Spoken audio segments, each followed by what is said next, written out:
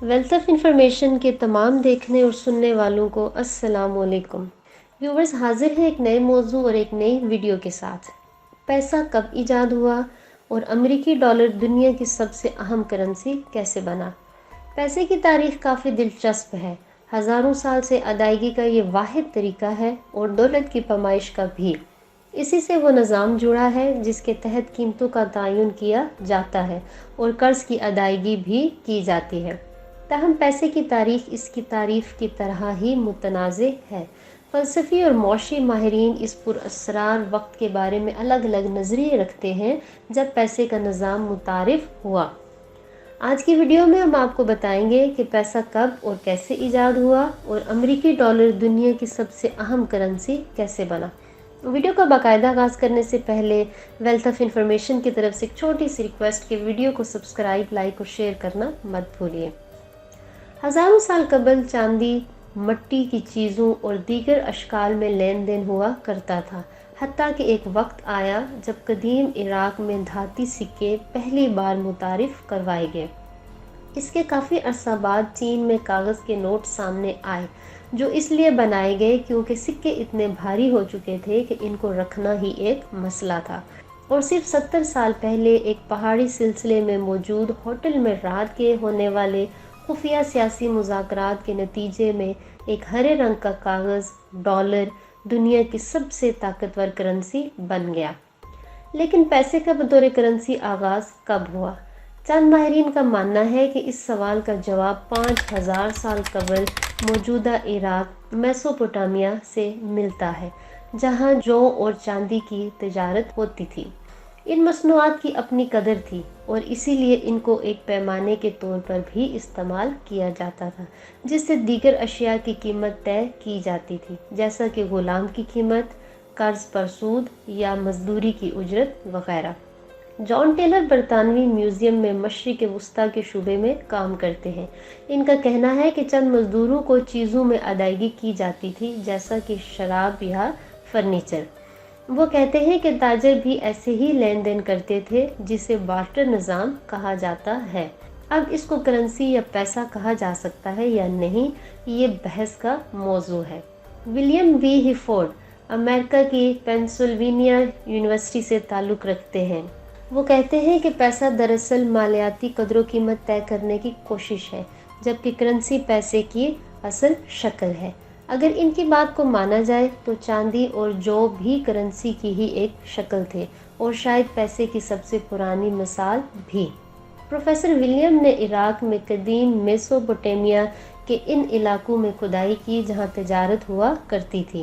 ان کا کہنا ہے کہ لین دین کی بنیاد یہ ہوتی تھی کہ کوئی شخص کسی دوسرے سے کیا حاصل کر سکتا ہے اور اس کے بدلے مستقبل میں کیا دینے کا وعدہ کرتا ہے، اور یہاں سے ہی جنم لیتا ہے قرض کا نظام۔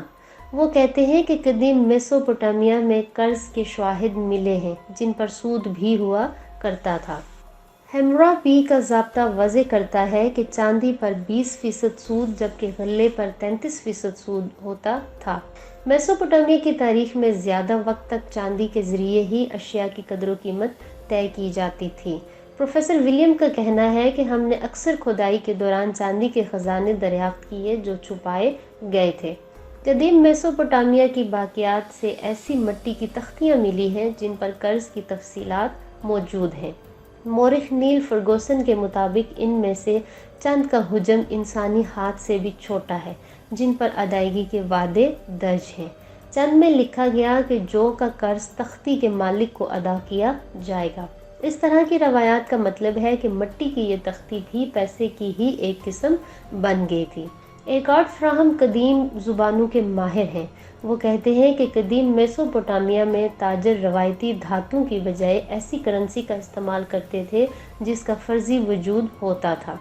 وہ کہتے ہیں کہ طویل فاصلوں پر ہونے والی تجارت، جس کے آثار 24,000 مٹی کی تختیوں کی شکل میں وسطی ترکی سے بھی ملے ہیں، سے ثابت ہوتا ہے کہ اس وقت بھی جدید دور جیسے چیک کی کوئی شکل موجود تھی۔ ادائیگی اس شخص کو کی جاتی تھی جس کے پاس مٹی کی تختی موجود ہوتی تھی، تاہم ہر کوئی اس نظریے سے اتفاق نہیں کرتا۔ निकोलस पोस्टगेट برطانیہ کی کیمبرج یونیورسٹی میں ماہر آثار قدیمہ ہیں۔ وہ کہتے ہیں کہ مٹی کی تختیاں صرف ادائیگی کا ریکارڈ رکھنے کے لیے تھی۔ پیسے کی موجودہ شکل سے قریب ترین جو چیز ہم دیکھتے ہیں وہ چاندی اور جو تھی۔ سرکاری طور پر کسی حکومت کی جانب سے سکے کا پہلا سراغ ترکی سے ملتا ہے، جس پر اس وقت کی لیڈیا نامی سلطنت کے بادشاہ الائٹس کی مہر ثبت ہے۔ یہ سکہ جو سونے اور چاندی سے بنا ہے ان سکوں سے پرانا ہے جو چین، انڈیا یا اس سے بھی قدیم تہذیبوں جیسا کہ مصر، ایرانی یا یونانی تہذیبوں سے تعلق رکھتے ہیں۔ سکے پائیدار تھے اور ان کو ایک جگہ سے دوسری جگہ لے جانا آسان تھا۔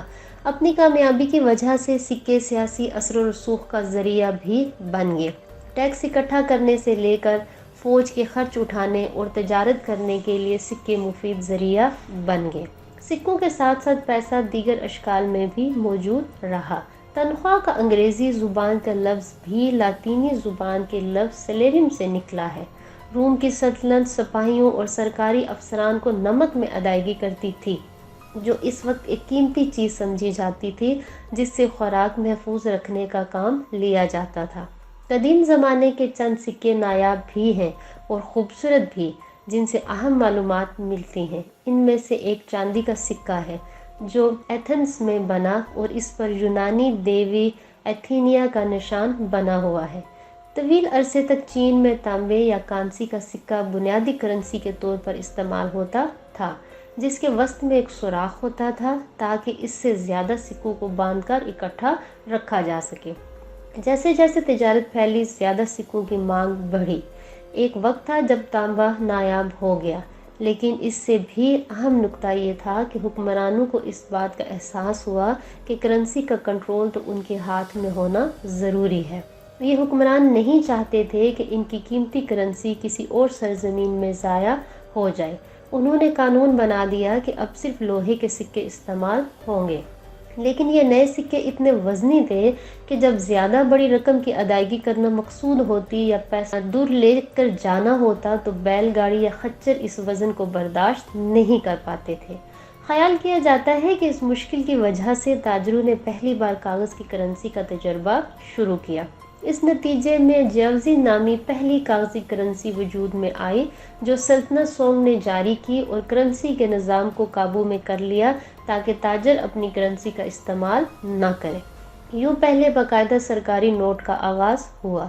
یہ اتنا ہی سرکاری تھا جتنا امریکی ڈالر 1992 میں تھا جب اسے ملک کی سرکاری کرنسی کے طور پر اپنایا گیا۔ دوسری جنگ عظیم اختتام پذیر ہو رہی تھی کہ اتحادیوں کو یہ نظر آنا شروع ہوا کہ ان کی اپنی معیشت تباہ ہو چکی تھی۔ انہوں نے سوچنا شروع کیا کہ جب بحالی کا عمل شروع ہوگا تو بین الاقوامی تجارت کس کرنسی میں ہوگی۔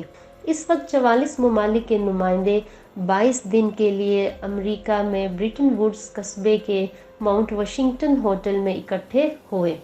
یہاں جنگ کے بعد عالمی معیشت اور تجارت کے مستقبل پر مذاکرات ہوئے۔ یورپی ممالک جنگ کے نتیجے میں تباہ حال تھے، جبکہ امریکہ کے پاس دنیا میں سونے کے سب سے بڑے ذخائر تھے۔ ایڈ کنوے اپنی کتاب دی سمٹ میں لکھتے ہیں کہ 22 دن تک شدید سیاسی لڑائی اور بحث ہوئی۔ اس دوران دو شخصیات میں 2-2 لڑائی ہوئی، جس میں برطانوی جان کینز ایک عالمی کرنسی کا تصور لیے ہوئے تھے، جبکہ دوسری جانب امریکی محکمہ خزانہ کے ہیری ڈیکسٹر تھے۔ اس کانفرنس کے بعد طے ہوا کہ امریکی ڈالر بین الاقوامی تجارت کے لیے استعمال کیا جائے گا، اور اسی ملاقات میں بنائے جانے والے ادارے IMF اور ورلڈ بینک جنگ کے بعد معاشی مشکل کا سامنا کرتے ممالک کو امریکی ڈالر میں ہی قرض دیں گے۔ اس وقت کس نے سوچا ہوگا کہ ان مذاکرات کے نتیجے میں جدید بین الاقوامی معیشت کا بنیادی ڈھانچہ قائم کیا جا رہا ہے جو آج تک قائم ہے۔ اس طرح یہ پیسہ وجود میں آیا اور امریکی ڈالر دنیا کی اہم ترین کرنسی بن گیا۔ امید کرتی ہوں کہ آپ کو ویڈیو پسند آئی ہوگی۔ ملتے ہیں اگلی ویڈیو میں۔ اللہ حافظ۔